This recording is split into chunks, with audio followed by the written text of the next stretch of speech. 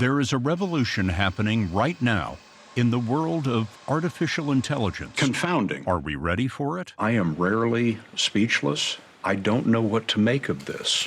With Rare Access, we will show you what Google is developing and the questions they're asking themselves. On my way, I will bring an apple to you. As they begin to unveil computing power that will change every part of our world forever. I've been working on AI for decades now, and I've always believed that it's going to be the most important invention that humanity will ever make. Please don't judge me. Do you like books about adventures and heroism, true stories with unbelievable outcomes? Then author David Grann is your man. Today, he's one of the world's top-selling writers, in part because of his hands-on, years-long research that breathes life back into his fearless characters. But Grann is the first to admit, I am not an explorer. I mean, I would have been the first to die on the island, let's be perfectly honest. We're going to play this out. What's the cause of death? Oh, my cause of death, terror. I'm Leslie Stahl. I'm Bill Whitaker. I'm Anderson Cooper. I'm Sharon Alfonsi. I'm John Wertheim. I'm Scott Pelley. Those stories and more tonight on 60 Minutes.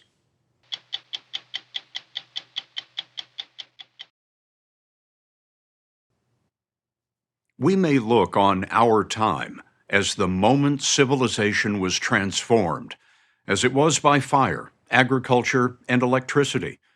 In 2023, we learned that a machine taught itself how to speak to humans like a peer, which is to say with creativity, truth, error, and lies.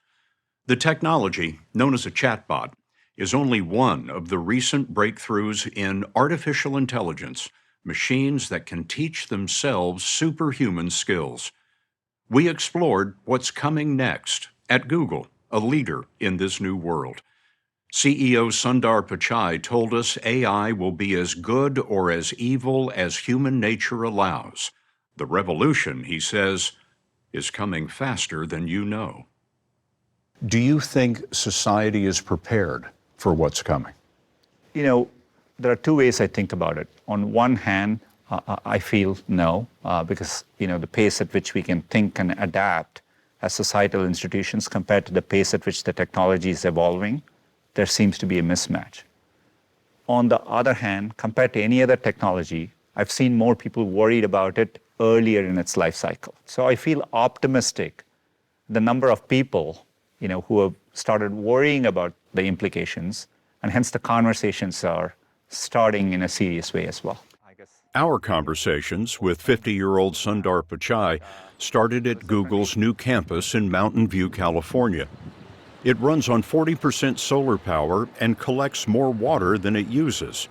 High tech that Pichai couldn't have imagined growing up in India with no telephone at home. We were on a waiting list to get a rotary phone, and for about 5 years. And it finally came home. I can still recall it vividly. It changed our lives. To me, it was the first moment I understood the power of what getting access to technology meant. So it probably led me to be doing what I'm doing today. What he's doing since 2019 is leading both Google and its parent company, Alphabet, valued at $1.3 trillion. Worldwide, Google runs 90% of internet searches and 70% of smartphones. We're really excited about it. But its dominance was attacked this past February when Microsoft linked its search engine to a chatbot.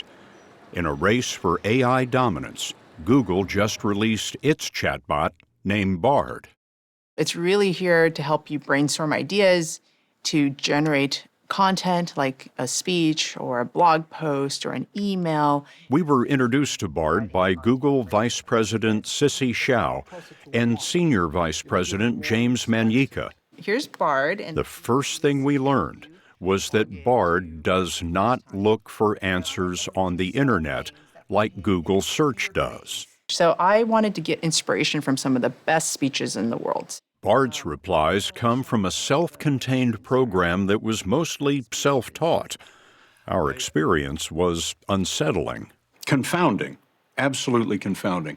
Bard appeared to possess the sum of human knowledge, with microchips more than 100,000 times faster than the human brain. We asked Bard to summarize the New Testament. It did in 5 seconds and 17 words. In Latin. We asked for it in Latin. That took another 4 seconds. Then we played with a famous 6-word short story often attributed to Hemingway. For sale, baby shoes, never worn. Wow. The only prompt we gave was finish this story. In 5 seconds. Holy cow. The shoes were a gift from my wife, but we never had a baby. They were... From the 6-word prompt, Bard created a deeply human tale with characters it invented, including a man whose wife could not conceive and a stranger grieving after a miscarriage and longing for closure. I am rarely speechless. I don't know what to make of this. Give me... We asked for the story in verse. In 5 seconds, there was a poem written by a machine with breathtaking insight into the mystery of faith. Bard wrote, "She knew her baby's soul would always be alive." The humanity, at superhuman speed, was a shock. How is this possible? James Menyika told us that over several months, Bard read most everything on the internet and created a model of what language looks like. Rather than search, its answers come from this language model. So, for example, if I said to you, Scott, peanut butter and? Jelly. Right. So it tries and learns to predict, okay, so peanut butter usually is followed by jelly. It tries to predict the most probable next words based on everything it's learned.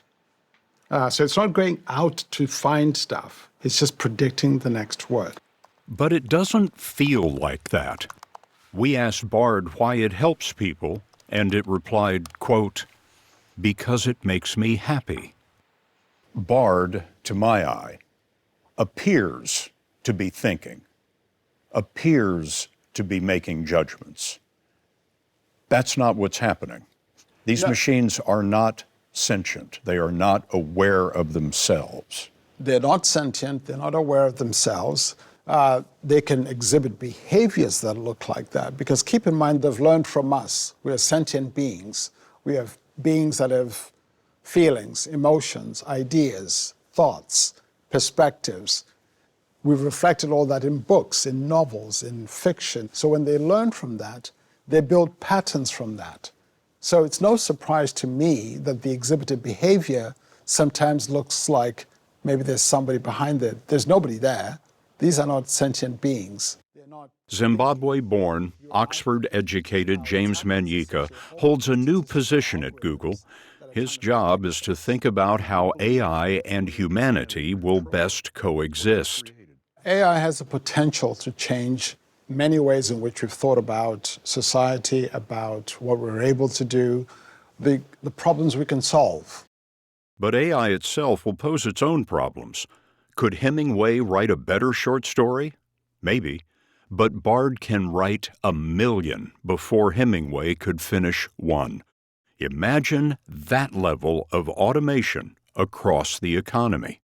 A lot of people can be replaced by this technology. Yes, there are some job occupations that will start to decline over time. There are also new job categories that will grow over time. But the biggest change will be the jobs that will be changed. Something like more than 2/3 will have their definitions change. Not go away, but change. Because they're now being assisted by AI and by automation. So this is a profound change, which has implications for skills. How do we assist people build new skills, learn to work alongside machines, and how do these complement what people do today? This is going to impact every product across every company, and so that's why I think it's a very, very profound technology, and so we are just in early days. Every product in every company. That's right. AI will impact everything. So for example, you could be a radiologist. if you think about 5 to 10 years from now, you're going to have an AI collaborator with you. It may triage. You come in the morning, let's say you have 100 things to go through. It may say these are the most serious cases you need to look at first. Or when you're looking at something, it may pop up and say, you may have missed something important. Why wouldn't we?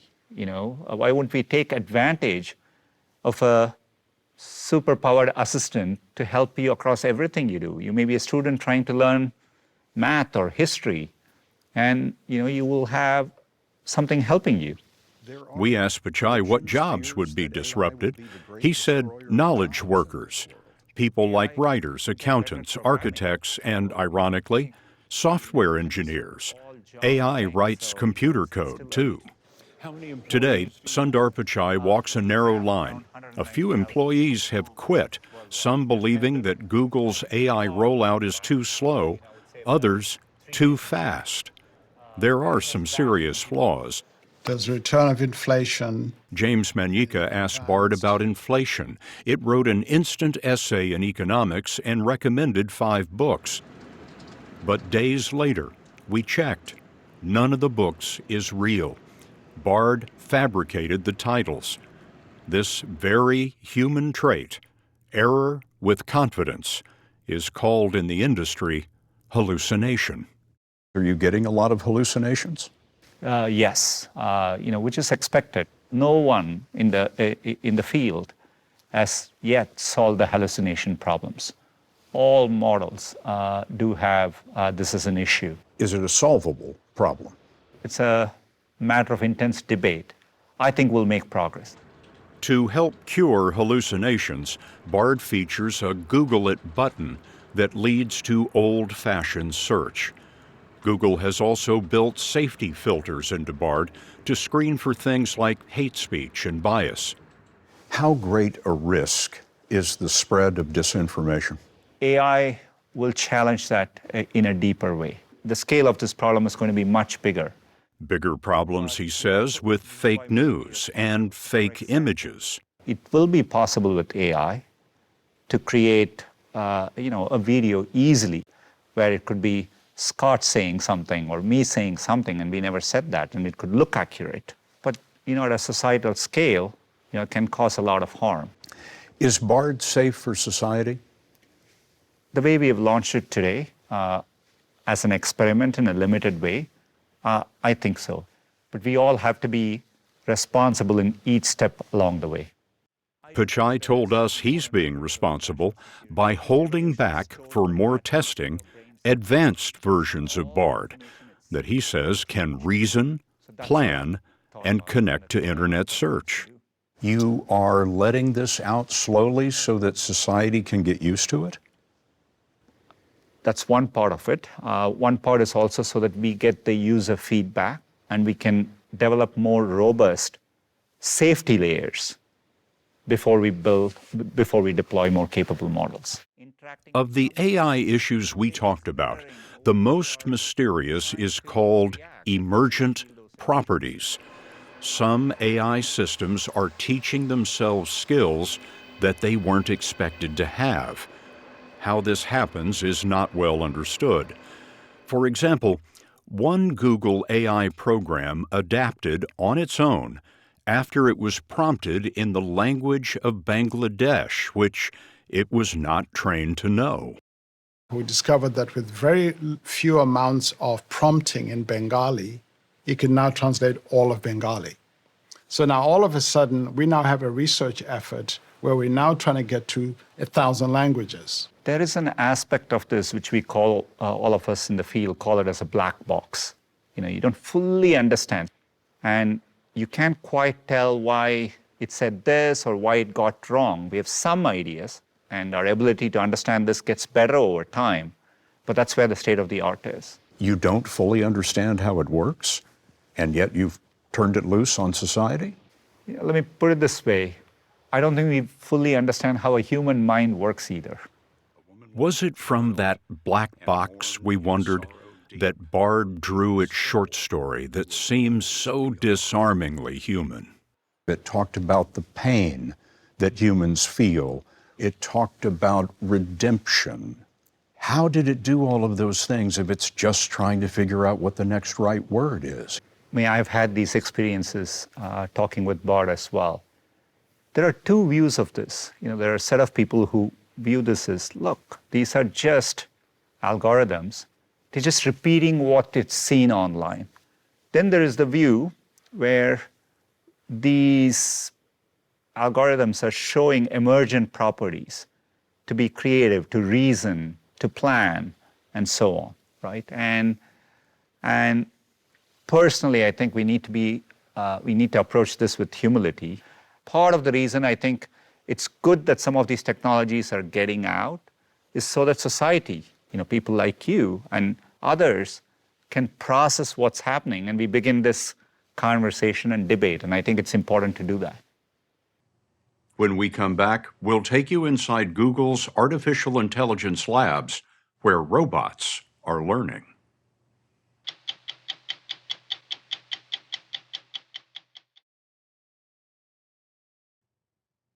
The revolution in artificial intelligence is the center of a debate ranging from those who hope it will save humanity to those who predict doom. Google lies somewhere in the optimistic middle, introducing AI in steps so civilization can get used to it. We saw what's coming next in machine learning at Google's AI lab in London, a company called DeepMind, where the future looks something like this. Look at that. Oh my goodness. They've got a pretty good kick on them. Can still get quite a good game. A soccer match at DeepMind looks like fun and games, but here's the thing. Humans did not program these robots to play. They learned the game by themselves. It's coming up with these interesting different strategies, different ways to walk, different ways to block. And they're doing it. They're scoring over and over again. This robot here. Raya Hadsel, Vice President of Research and Robotics, showed us how engineers used motion capture technology to teach the AI program how to move like a human. But on the soccer pitch, the robots were told only that the object was to score. The self-learning program spent about 2 weeks testing different moves. It discarded those that didn't work, built on those that did, and created all-stars. There's another goal. Oh. And with practice, they get better. Hadsel told us that independent from the robots, the AI program plays thousands of games from which it learns and invents its own tactics. Here, you think that red player is going to grab it, but instead it just stops it. Hands it back, passes it back, and then goes for the goal. And the AI figured out how to do that on its own. That's right. That's right. And it takes a while. At first, all the players just run after the ball together like a gaggle of, 6-year-olds the first time they're playing ball. Over time, what we start to see is now, what's the strategy? You go after the ball, I'm coming around this way. Or we should pass, or I should block while you get to the goal. So we see all of that coordination emerging in the play. This is a lot of fun, but what are the practical implications of what we're seeing here? This is the type of research that can eventually lead to robots that can come out of the factories and work in other types of human environments. Think about mining, think about dangerous construction work, or exploration, or disaster recovery. Raya Hadsel is among 1,000 humans at DeepMind.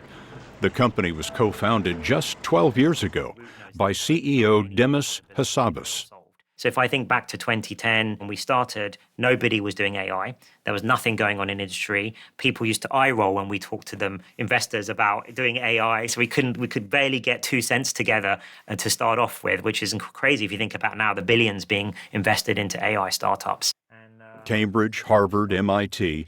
Hassabis has degrees in computer science and neuroscience. His PhD is in human imagination.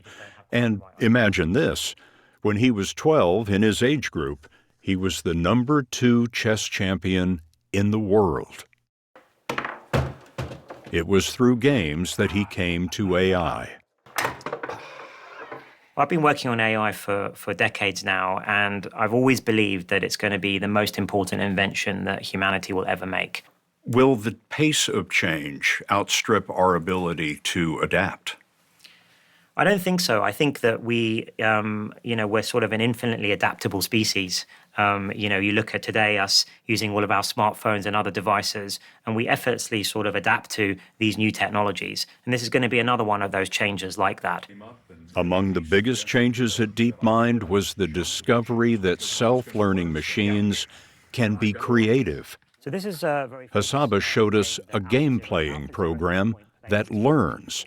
It's called Alpha Zero, and it dreamed up a winning chess strategy no human had ever seen. But this is just a machine. How does it achieve creativity? It plays against itself tens of millions of times, so it can explore parts of chess that maybe human chess players and programmers who program chess computers haven't thought about before. It never gets tired, it never gets hungry, it just plays chess all the time. Yes, it's kind of an amazing thing to see, because actually you set off Alpha Zero in the morning and it starts off playing randomly. By lunchtime, it's able to beat me and beat most chess players, and then by the evening, it's stronger than the world champion. Demis Hassabis sold DeepMind to Google in 2014. One reason was to get his hands on this. Google has the enormous computing power that AI needs. This computing center is in Pryor, Oklahoma, but Google has 23 of these, putting it near the top in computing power in the world. This is one of two advances that make AI ascendant now. First, the sum of all human knowledge is online, and second, brute force computing that very loosely approximates the neural networks and talents of the brain.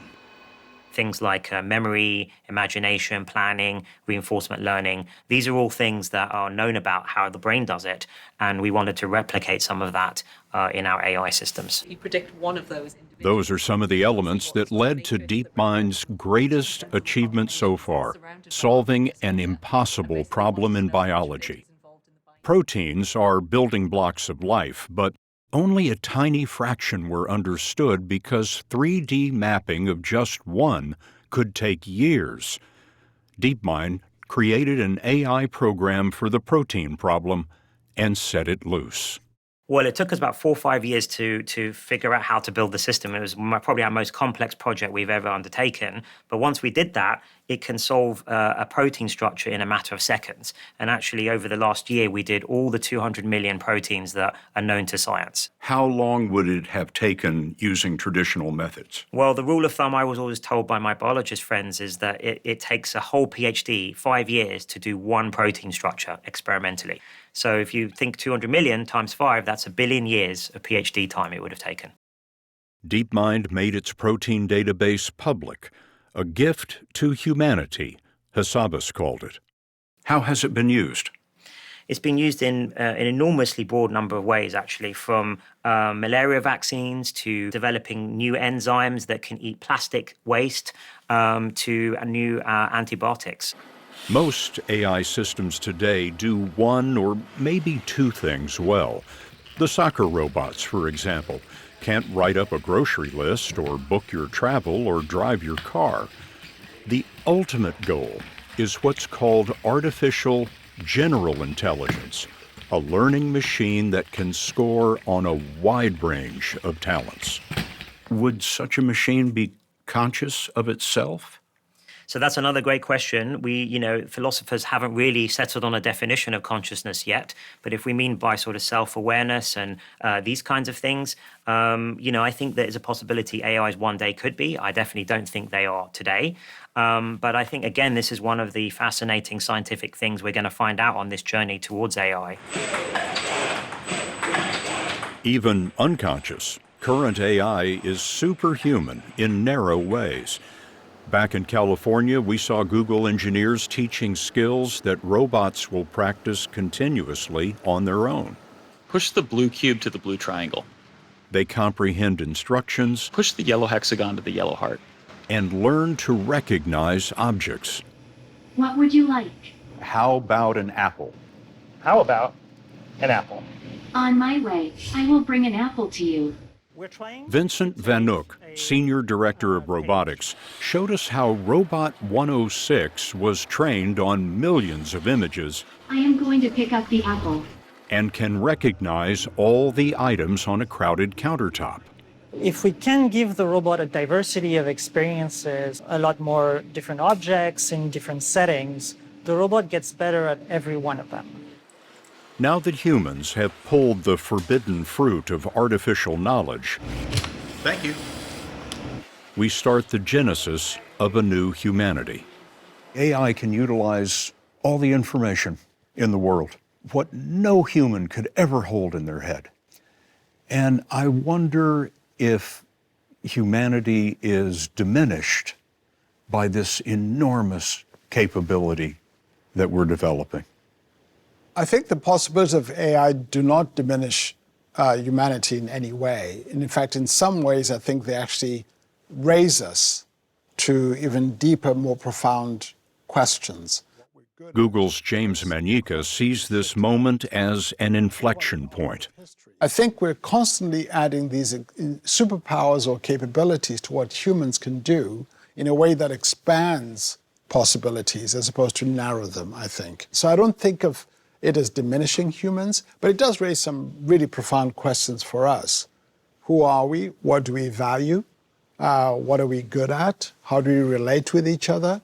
Those become very, very important questions that are constantly going to be, in one case, sense exciting, but perhaps unsettling too. It is an unsettling moment. Critics argue the rush to AI comes too fast, while competitive pressure among giants like Google and startups you've never heard of is propelling humanity into the future, ready or not. But I think if I take a 10-year outlook, it is so clear to me we will have some form of very capable intelligence that can do amazing things, and we need to adapt as a society for it.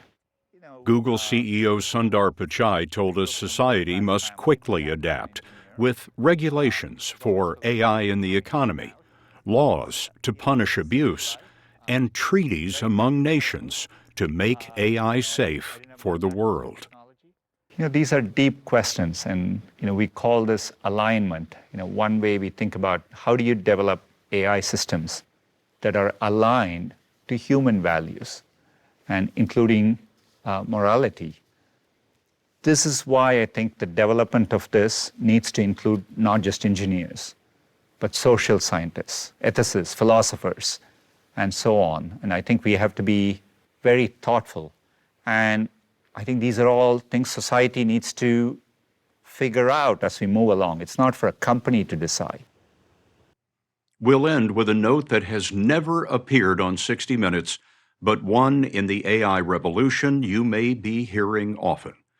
The proceeding was created with 100% human content. Sundar Pichai explains the evolution of Google's founding "Don't Be Evil" motto. It's a lot more of a nuanced view, but it underpins how we think about things. At 60minutesovertime.com. Incredibly enabling.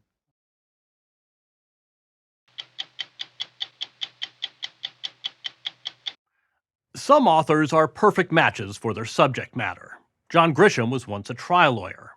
John le Carré was once a spy by another name.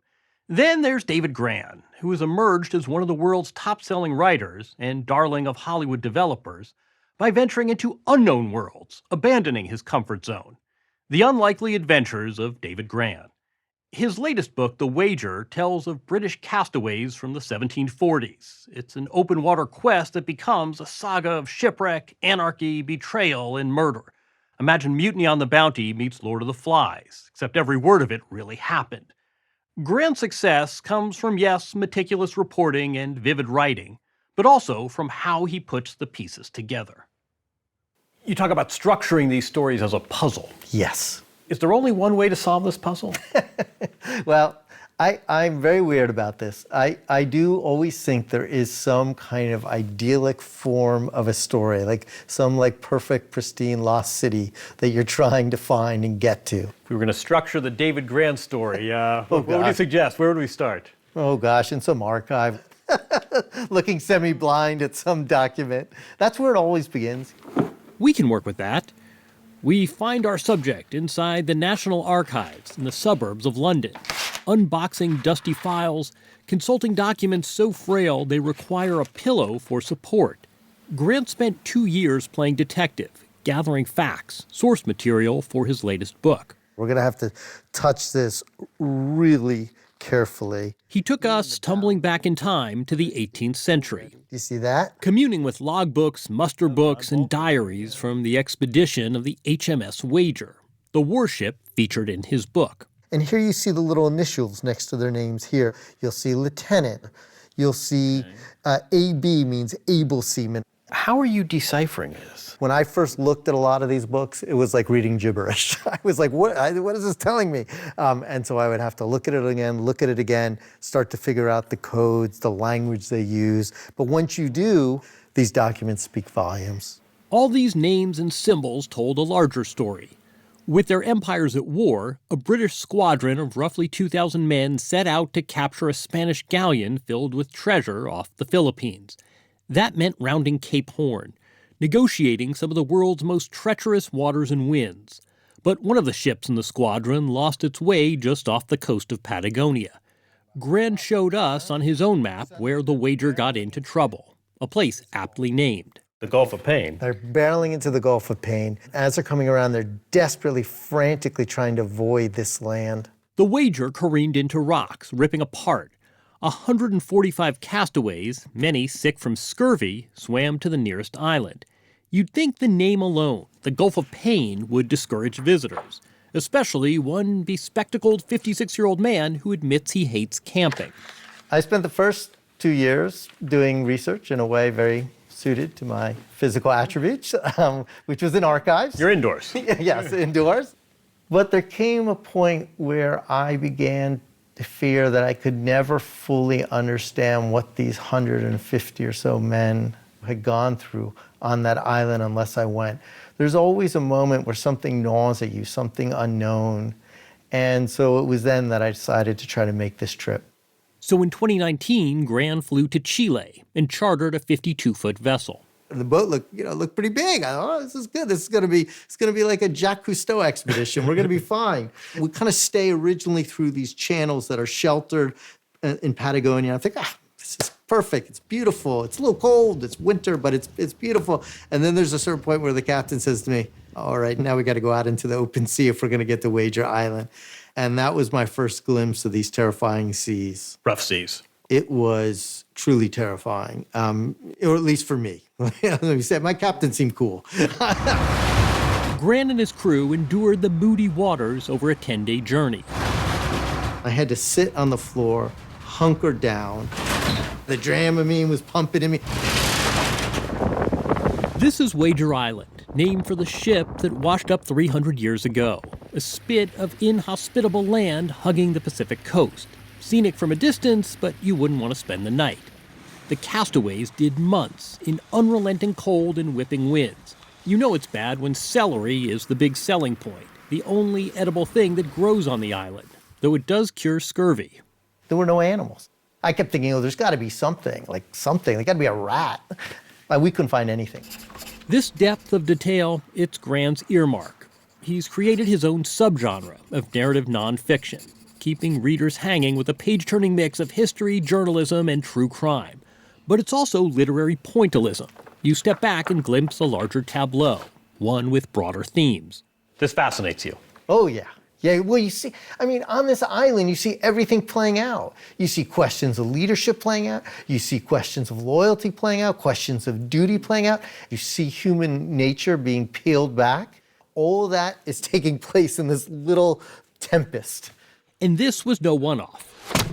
For his first book, 2009's The Lost City of Z, a #1 bestseller turned into a feature film, everyone out of the boat! Grann trekked through the Amazon to a place known as the Green Hell, following the trail of a British explorer, Percy Fawcett.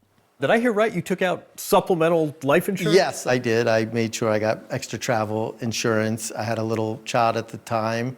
There is something, and I think this is important, it's not something I really like to talk about, but there is something selfish about these journeys, and even something about the people I write about, because many of them die on these expeditions. Grann's swashbuckling takes on an added degree of difficulty on account of a degenerative eye condition he's had since his 20s. What's the impact of that on your work? I mean, it's terrible when you're on an expedition. Like you can't see at night and you're stumbling, getting lost, or you're falling, or you're on a boat or something like that. But because I know I have this weakness, I'm very acutely observing as much as I can, and in some ways maybe paying more observation than if I could just take it in so easily. Grann first put those powers of observation to work as a reporter on Capitol Hill. But tired of Washington's spin, he wanted to write real stories. In 2003, he joined the New Yorker magazine. In one issue, he might write about an eccentric giant squid hunter in New Zealand. In another, a botched death penalty conviction in Texas. All of it predicated on exhaustive research. Please don't judge me. From his office, itself an inhospitable island of sorts, wow, at his home in a suburb of New York, Grann showed us a pile of research from his 2017 book, Killers of the Flower Moon.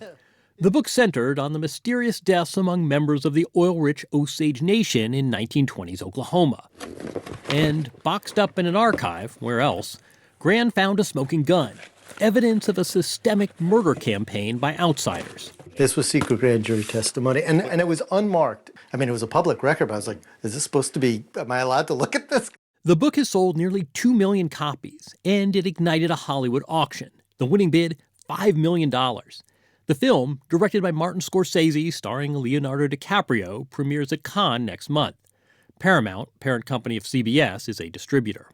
It's not lost on Grann that stories birthed in decidedly unglamorous archives end up on red carpets in the French Riviera. The Wager, out this week, has also been optioned for film.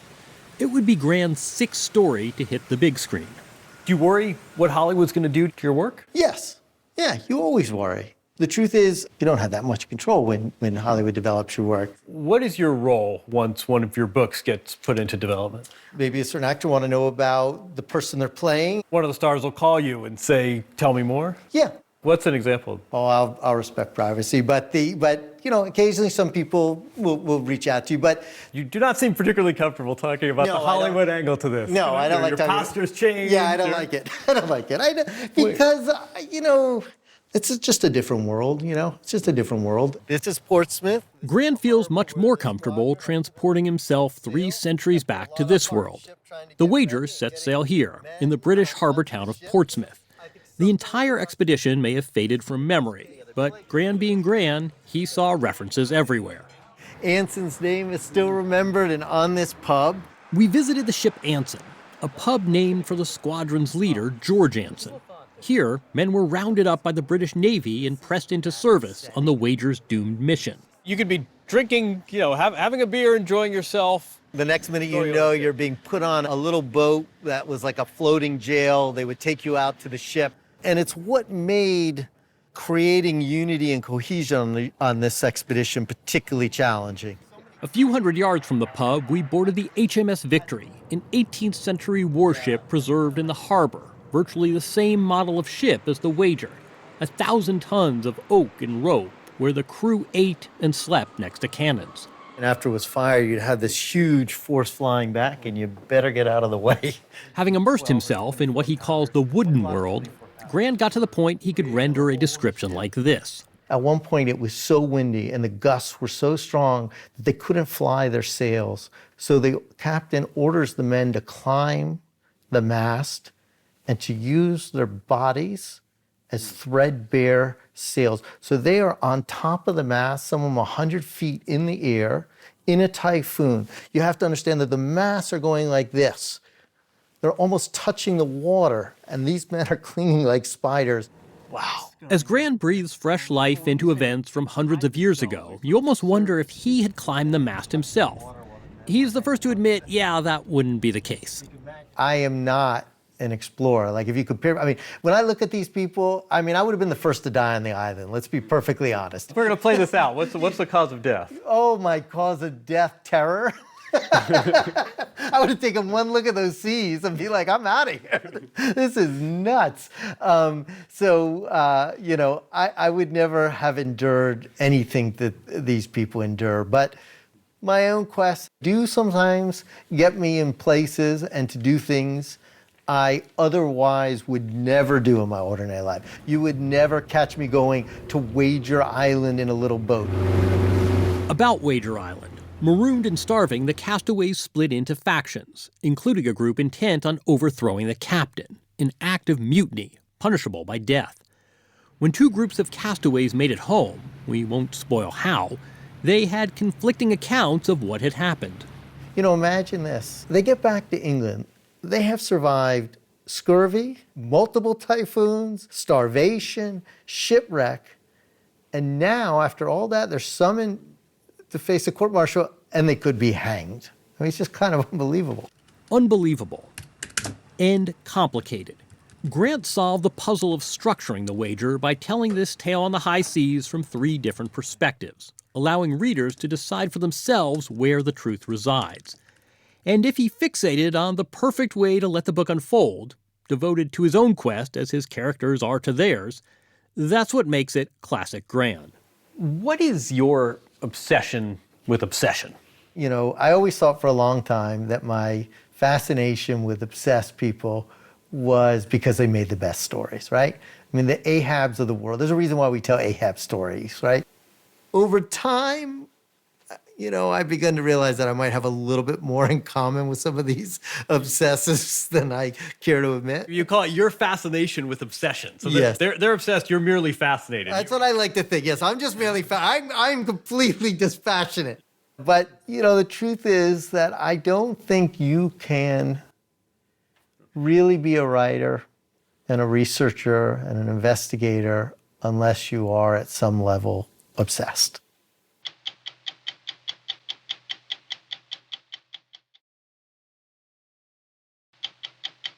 Now, the last minute of 60 Minutes. In the mail, comments on last Sunday's broadcast. The Origin of Everything showed some of the stunning images captured by the Webb Space Telescope. The Resurrection of Notre Dame chronicled the reconstruction of Paris's fire-damaged medieval cathedral. What was most striking was the enthusiasm and inspiring take shown by the Webb scientists as well as the devoted people involved with restoring Notre Dame.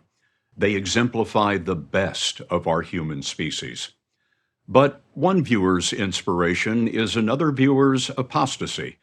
How disgusting to see a 60-minute segment on the Big Bang Theory on Easter. I'm Scott Pelley. We'll be back next week with another edition of 60 Minutes. I'm Nora O'Donnell. Tomorrow on the CBS Evening News, a look at how artificial intelligence can instantly spot a gunman in a crowd and keep you safe.